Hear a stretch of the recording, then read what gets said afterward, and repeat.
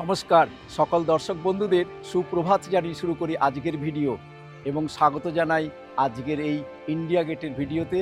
এখন আমরা চলে এসেছি চিত্তরঞ্জন পার্ক থেকে গ্রেটার কৈলাস মেট্রো ধরে হাউসখাস স্টেশনে আমরা চেঞ্জ করেছি। প্রথম গ্রেটার কৈলাসে 2 নম্বর প্ল্যাটফর্ম, হাউসখাসে 2 নম্বর প্ল্যাটফর্মে যাওয়ার জন্য কিছুটা হেঁটে আসতে হয়। এখন আমরা সেন্ট্রাল সেক্রেটারিয়েটে চলে এসেছি। আমাদের ঘড়িতে এখন সকাল 8:30 বাজে, প্রায় 1 ঘন্টা লাগলো। এখন আমরা যাব ইন্ডিয়া গেটে। আপনাদের জানিয়ে রাখি আজকের তাপমাত্রা মাত্র 31 ডিগ্রি সেন্টিগ্রেড। আকাশের অবস্থা খুবই ভালো, হাওয়া দিচ্ছে, খুব সুন্দর জায়গা। আপনারা আমাদের সঙ্গে থাকবেন, আর ভিডিওটি ভালো লাগলে অবশ্যই একটি লাইক করবেন, আর কিছু জানা থাকলে নিশ্চয়ই কমেন্টস করবেন আর শেয়ার করবেন বন্ধুদের সঙ্গে।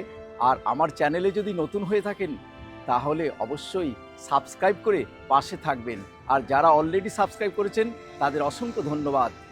চলুন আমরা এই মুহূর্তে সেন্ট্রাল সেক্রেটারি স্টেশনে চলে এলাম। সেই স্টেশনটা আপনাদের দেখাচ্ছি। 3 নম্বর গেট দিয়ে আপনারা উঠবেন, এই কর্তব্য পথ 3 নম্বর গেটে কর্তব্য পথ। এখানে থেকে প্রায় 1.9 কিলোমিটার, মানে 2 কিলোমিটার। এখান থেকে আমরা ই রিক্সা ধরবো, কাছে এগুলো ছবি তুলে তারপর আমরা যাব ইন্ডিয়া গেটে। সঙ্গে থাকুন, আজকে ইন্ডিয়া গেটের গল্প আপনাদের শোনাবো। এটি হলো কেন্দ্রীয় সচিবালয় বা সেন্ট্রাল সেক্রেটারিয়েটের 3 নম্বর গেট। আপনারা চলন্ত সিঁড়ি অথবা লিফটে করে উপরে উঠে আসুন। পাশেই ডান দিকেই রয়েছে অটো স্ট্যান্ড। অটোতে আপনাদের এখান থেকে আমাদের ইন্ডিয়া গেটের দূরত্ব 3 কিলোমিটার, সময় নেবে 5 মিনিট, 30 থেকে 40 টাকা ভাড়া পড়বে। অটো না পেলে আপনারা বাসে উঠে পড়ুন, এখান থেকে বাস আছে। আর যারা এই চারদিকের পরিবেশ আমার মতো দেখতে দেখতে যাবেন তারা হাঁটা শুরু করুন। তাহলে চলুন আমাদের যাত্রা শুরু হোক। আজকের বিষয় ইন্ডিয়া গেট, এবং আমাদের এই ডান দিকে রয়েছে আমাদের রাষ্ট্রপতি ভবন এবং বাঁ দিকে ইন্ডিয়া গেট। আমরা এখন বাঁ দিকে রাস্তাটি ধরব, ইন্ডিয়া গেটের দিকে যাব। যেতে যেতে আপনাদের রাষ্ট্রপতি ভবনটিও দেখিয়ে দেব।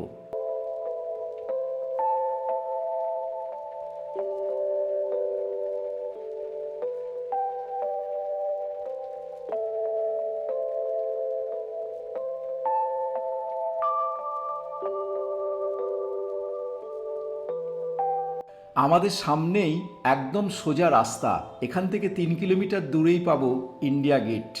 আমি হেঁটে এসেছি ভাগ্যিস। দেখুন কত সুন্দর সুদৃশ্য লেকগুলো, এই লেকগুলো ধরেই আমরা এগিয়ে যাব ইন্ডিয়া গেটের দিকে।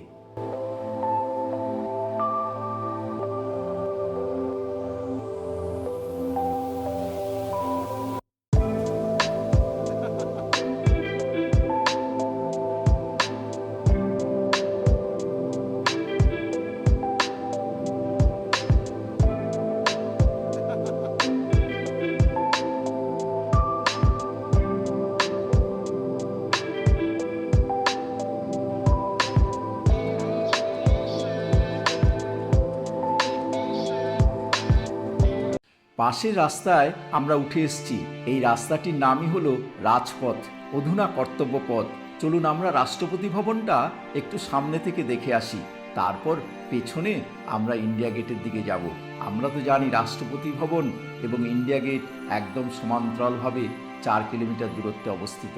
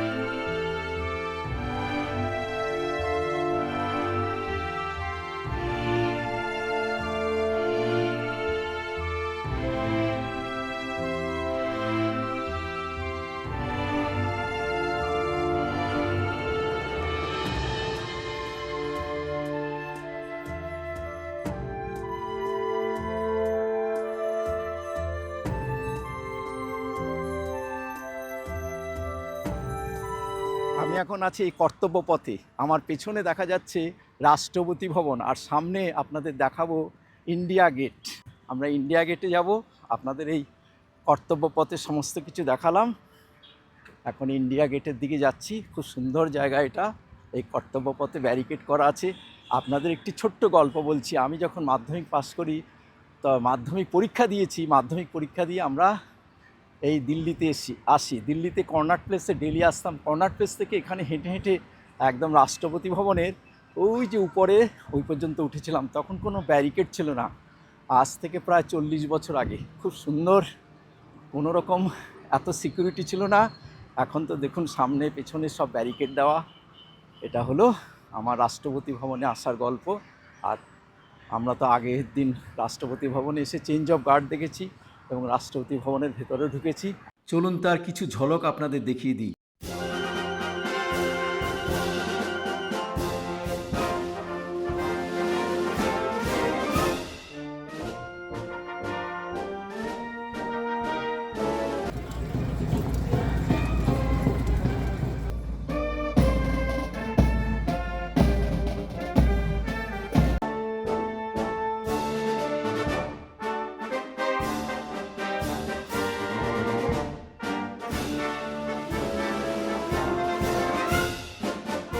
আপনারা যারা আগের ভিডিওগুলো দেখেননি প্লিজ দেখে নিন।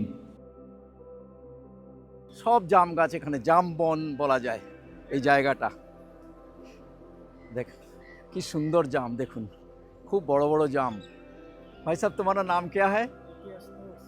আচ্ছা, ইউপি সে? আচ্ছা, থ্যাংক ইউ ভাইয়া। দেখেছেন কতগুলো জাম পেড়েছে এখানে, এত জাম গাছ। এই আমরা 3 নম্বর গেট দিয়ে উঠলাম। এই সংসদ ভবন পেছনটায়, আমার ডান দিকে সংসদ ভবন, বাঁ দিকে হলো ইন্ডিয়া গেট। এখানে প্রচুর জাম হয়, মিষ্টি জাম না? আচ্ছা আচ্ছা, খুব ভালো জাম। আমি ওর থেকে জাম নেব। ছেলেটা কিছুতেই পয়সা নিল না, অনেকগুলো জাম দিল আমাকে। আমি ভিডিও তোলাতে ও খুব আনন্দ হলো। এবং উত্তরপ্রদেশ থেকে এসছে, এখানেই থাকে। এখানে প্রত্যেক দিন জামগুলো পাড়ে এবং জাম বিক্রি করে ওর এখন সংসার চলছে।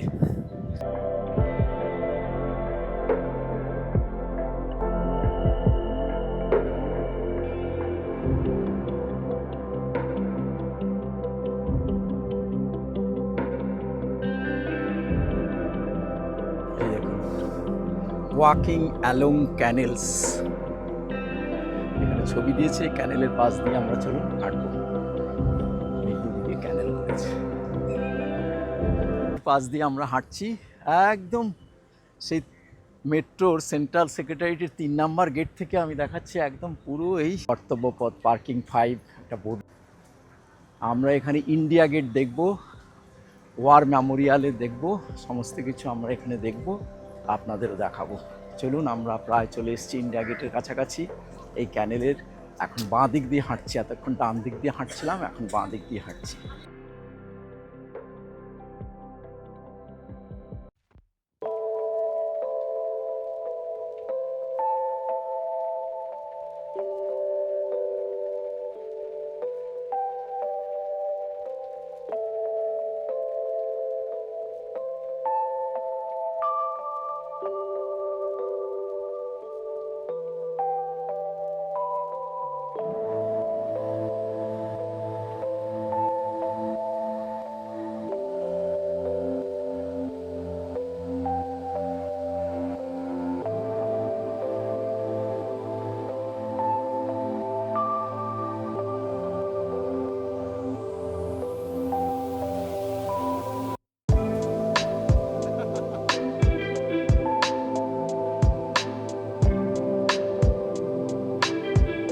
এই রাজপথ বা কর্তব্যপথের বাঁ দিকে যে ক্যানেল আছে, তার বাঁ দিকে ইন্ডিয়া গেটে ঢুকবার একটু আগেই এই পাবলিক কনভেনিয়েন্স।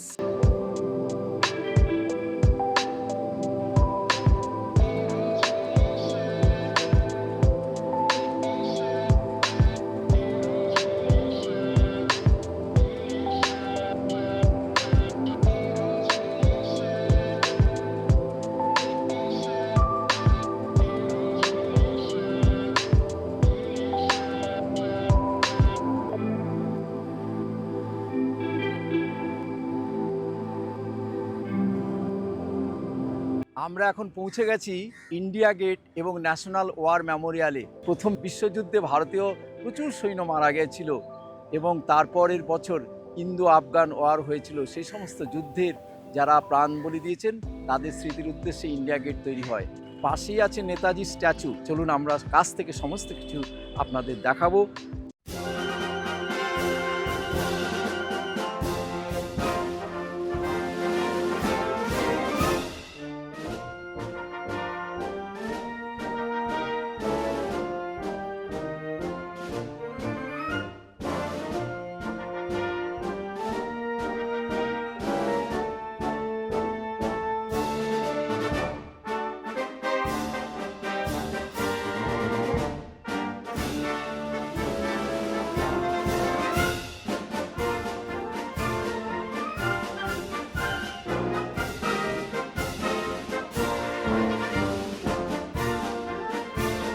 আমরা এই মুহূর্তে চলে এসেছি ইন্ডিয়া গেটের কাছে।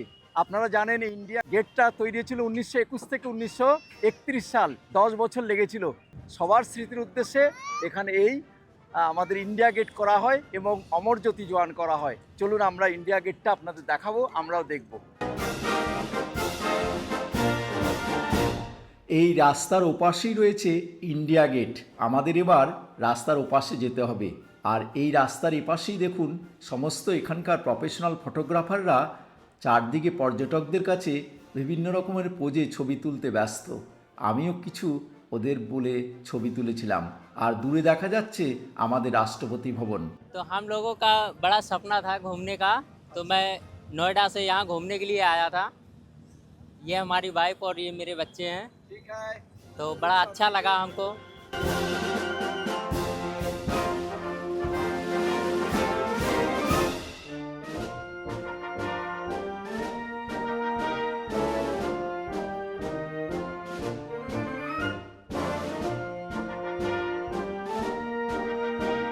Please use underpass to enter India Gate precinct. আমাদের রাস্তার বাঁ দিকে রয়েছে আন্ডারপাস। চলুন এবার আমরা আন্ডারপাস দিয়ে ওপাশে চলে যাই।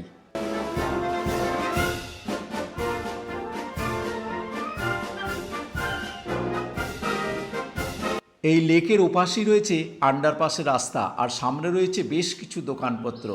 আমরা এখন আন্ডারপাসের রাস্তা ধরব। এখান থেকেই আন্ডারপাসের রাস্তা চলে গেছে। আর আন্ডারপাসের রাস্তায় দেখুন কত সুন্দর সুন্দর তৈলচিত্র লেখা আছে, the making of a new capital. এই সমস্ত দেখতে দেখতে আপনারা আন্ডারপাস ধরে রাস্তার ওপাশে চলে আসুন। New capital ministry of housing and urban থেকে দিয়েছে কর্তব্যপথ রিডেভেলপমেন্ট প্রপোজাল। এই যে এইভাবে দিয়েছে।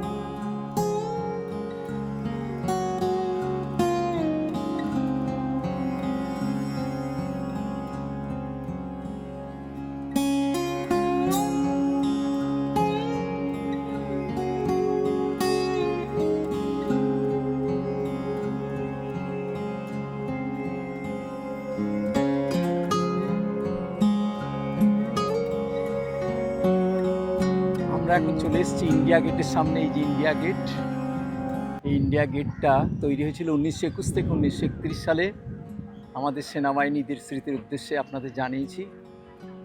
আপনাদের দেখাচ্ছে ইন্ডিয়া গেটের চারদিকের পরিবেশ।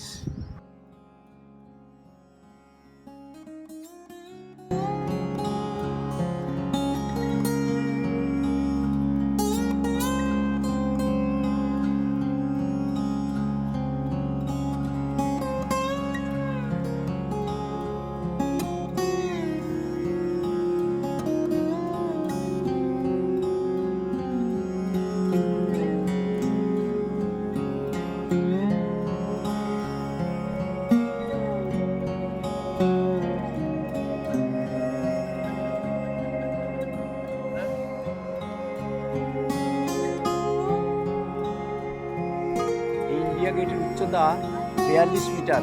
এটার আর্কিটেকচার ছিলেন এডুইন লার্টিয়ান্স। এখান থেকে এই যে 42 মিটার উচ্চতার এই যে ইন্ডিয়া গেট আছে, এখান থেকে একদম সোজা 4 কিলোমিটার একদম সমান্তরাল রাষ্ট্রপতি ভবনের যে প্রাইজ ডিস্ট্রিবিউশন হয়, সেখানে চেয়ারের ওপরেই আছে বুদ্ধদেবের মূর্তি। সেই বুদ্ধদেবের পাদদেশ থেকে একদম এই ইন্ডিয়া গেটের এই 42 মিটার উচ্চতায় এসে মিশেছে। খুব সুন্দরভাবে এটা এখানে মিশেছে। আর আপনাদের জানিয়েছি এটা তৈরি হয়েছিল 1921 থেকে 1931, 10 বছর লেগেছিল। আর আমাদের যে প্রথম বিশ্বযুদ্ধ হয়েছিল 1914 থেকে 1918, সেখানে 74,187 জন ভারতীয় সৈন্য প্রাণ গেছিল। তো সেই 74,187 জন সৈন্য, এবং তার পরের বছর আবার অ্যাংলো আফগান যুদ্ধ হয়েছিল। সেই অ্যাংলো আফগান যুদ্ধে প্রায় মারা গিয়েছিল 13,000 সৈন্য। সেখানে ইংরেজ সৈন্য কিছু ছিল। তাদের স্মৃতির উদ্দেশ্যে এখানে ইন্ডিয়া গেট করা হয় এবং অমর জ্যোতি জোয়ান করা হয়। আপনারা দেখুন, এটা একটা স্মৃতিসৌধ। এই স্মৃতিসৌধটি খুব অপূর্ব, বিস্ময় জাগে এটা। এবং এটা একটা পর্যটনস্থল, দিল্লির অন্যতম বিশাল আকর্ষণীয় পর্যটনস্থল। এখানে দিল্লিতে যারা বেড়াতে আসেন এই ইন্ডিয়া গেট না দেখে তারা ছাড়েন না। নিউ দিল্লির রাজপথ তথা কর্তব্যপথের পূর্ব প্রান্তে তৈরি এই স্মৃতিস্তম্ভ অবিভক্ত ভারতে 1931 সালে তৈরি। তৎকালীন ভাইসরয় লর্ড আরউইন এই স্মৃতিস্তম্ভটি জাতির উদ্দেশ্যে উৎসর্গ করেন। এই ইন্ডিয়া গেটটি লাল, সাদা, বেলে পাথর এবং গ্রানাইট দিয়ে তৈরি। এখানেই প্রথম বিশ্বযুদ্ধের 13,500 জন সৈনিকের নাম খোদাই করা আছে।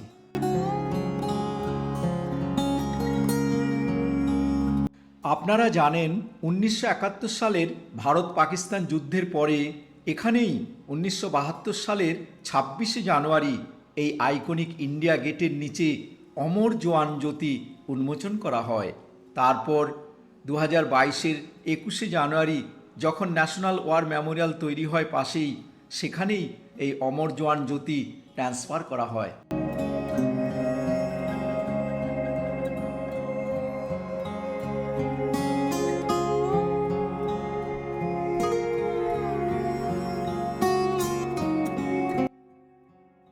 আমি এই মুহূর্তে রয়েছি ইন্ডিয়া গেটের সামনে, আমাদের ভারতের আদর্শ বীর সৈনিক নেতাজি সুভাষচন্দ্র বসুর অবয়বের সামনে।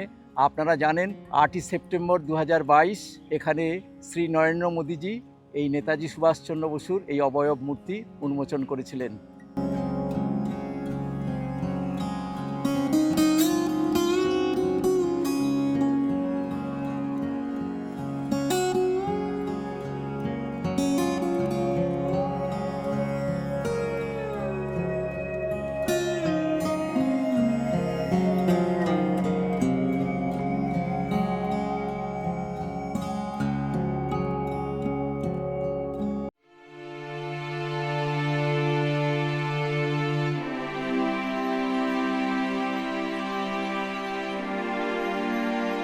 স্বাধীন ভারতে সশস্ত্র সংঘাতে লড়াই করা ভারতীয় সামরিক বাহিনীর সৈন্যদের সম্মান ও স্মরণ করার জন্য নির্মিত এই রাষ্ট্রীয় স্মৃতিস্তম্ভ। এখানে 26,000-এরও বেশি জীবন উৎসর্গকারী সৈনিকদের প্রতি শ্রদ্ধাঞ্জলি হিসাবে এটি তৈরি করা হয়। এই স্মারক তাদের সাহসিকতা এবং আত্মত্যাগের প্রতি শ্রদ্ধা।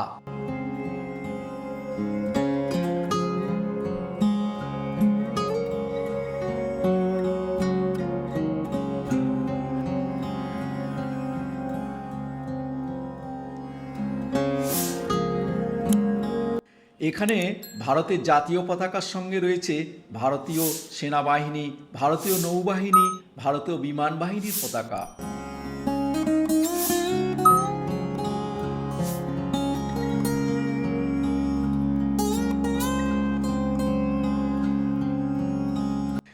এই স্মৃতিসৌধটিতে 4টি বৃত্ত রয়েছে: অমর চক্র, বীর চক্র, ত্যাগ চক্র এবং রক্ষক চক্র।